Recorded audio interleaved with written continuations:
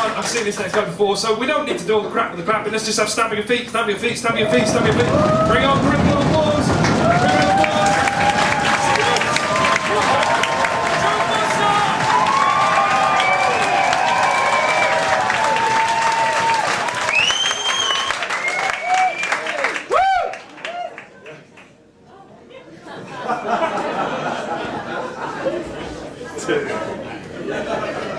Alright. How are we, all good? Yeah? Everybody enjoying their wonderful weeks at work? Yeah, me neither. I hate it. The other day I literally had to sit through this like 4.5-hour health and safety presentation thing, at the end of which they gave me a 385-page booklet on how to avoid accidents in the workplace. The fire ones are the best. Now tell me, why would I put out a fire that's burning down my work?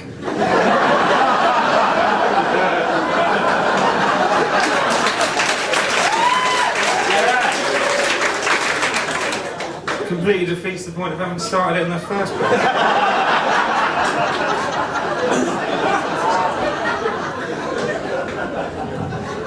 What's more, the whole thing was run by this like annoying brown noser at the end of the presentation on the way out. He cornered me, he said, "So Joe,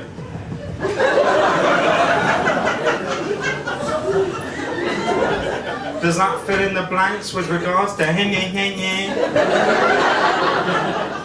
said, "Well, I am feeling a little hazy. Do you mind if we conduct a quick test, just to see what everyone's learned?" He said, "That sounds like a fantastic idea. What do you have in mind?" I said, "Well, the first thing we'll do is set you alight.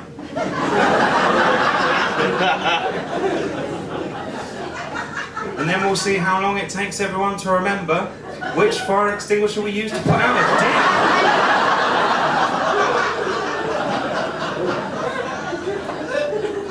So yeah, I've had some glamorous jobs, one of which was working at a firm that maintained manhole covers. I bet before this evening not a lot of you knew there was such a thing as a manhole cover repair man. Well, I've seen them. They're like unicorns. But they're not all beautiful.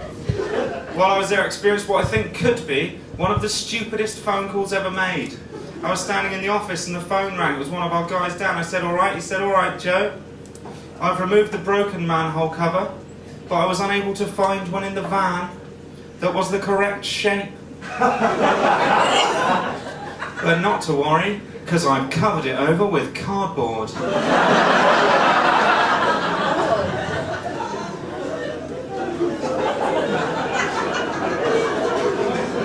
I said, "Well, I'm glad you called. Because what you've so cleverly managed to construct there is a trap."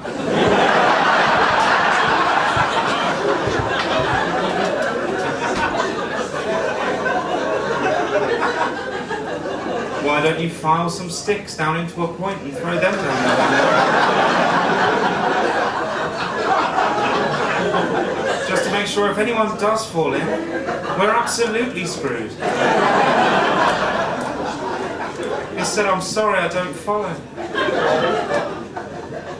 I said, "Well, that manhole's located on a pavement, Dad. And people often don't expect to hop out the front door into what is essentially a rudimentary level from Crash Bandicoot." Yeah, clap more.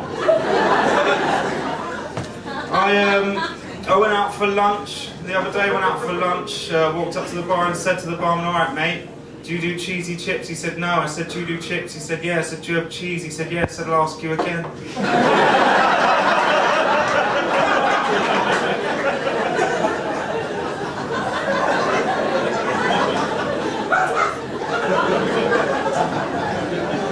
"Do you do cheesy chips?" He said, "No, we do not do cheesy chips," and then just stormed off.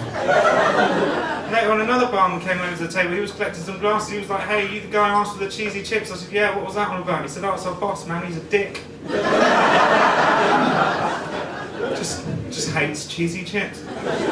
How can you hate cheesy chips? What dark incident happened in that man's past to make him hate cheesy chips?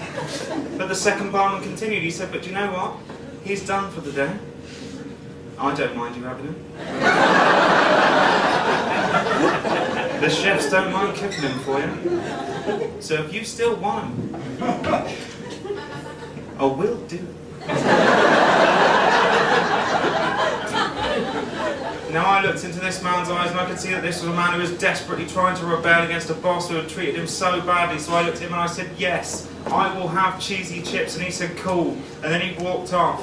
And I don't know what happened after that, but I imagine he walked into the kitchen where both the chefs immediately looked up and he looked at them and said, boys!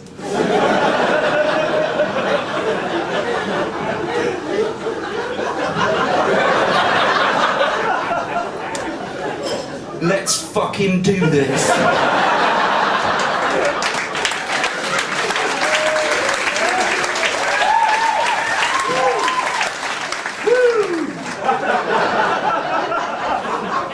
I went out on my mate's stag do recently. He had his stag do on a canal boat or a narrow boat. For those of you who don't know what a canal boat or a narrow boat is, Rosie and Jim. So we were on this boat. Now the problem with getting drunk on a boat is that someone actually has to drive the boat. My friends decided to nominate the most shit-faced person there. So I took control of this thing. Immediately ploughed it into this other guy's boat that was parked on the side of the riverbank. He gets out, walks up to me, goes, excuse me, what the hell do you think you're doing? Unfortunately, by this point, I was so out of it, I just turned around and went, oh, fuck off, mate.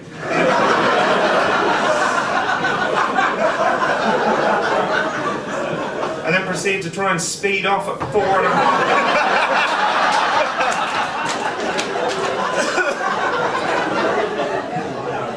While he walked along the riverbank next to me screaming, tell me your name, tell me your name, tell me your name.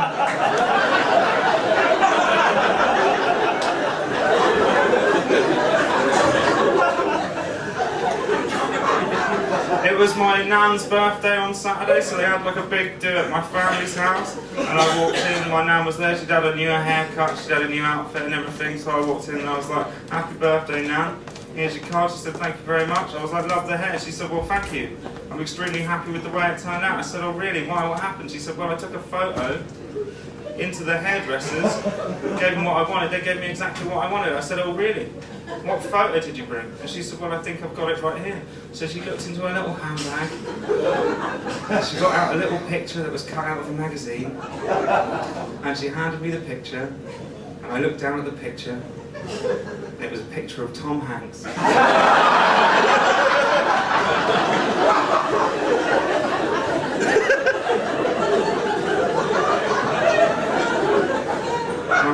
I said, but Nan, Tom Hanks is a man. She said, yeah, I know, but I just like his hair.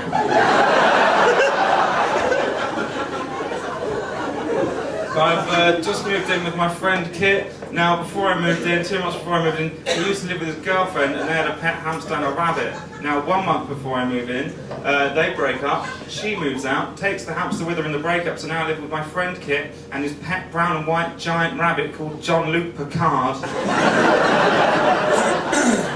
Now, rabbits chew through wires. Do you want to know what has wires? Everything. Just to give you some of the problems that we're having with this animal at the moment, we're having a bit of trouble with him because he worked out how to open doors! Like a velociraptor. Literally, he broke into Kit's room the other day, and this is in like 7 hours while he was at work. He managed to eat his phone charger, the cable to his TV, an entire bar of Cadbury's Dairy Milk, and an Easter egg, and the packaging. An Easter egg and the packaging. The rabbit giveth, and the rabbit taketh.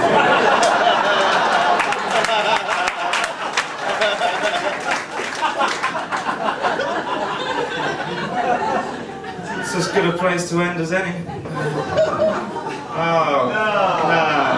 So, yeah, no, honestly, no, it is true. I am going. But you've all been lovely. As you can tell, I've had a magical time. Thank you very much.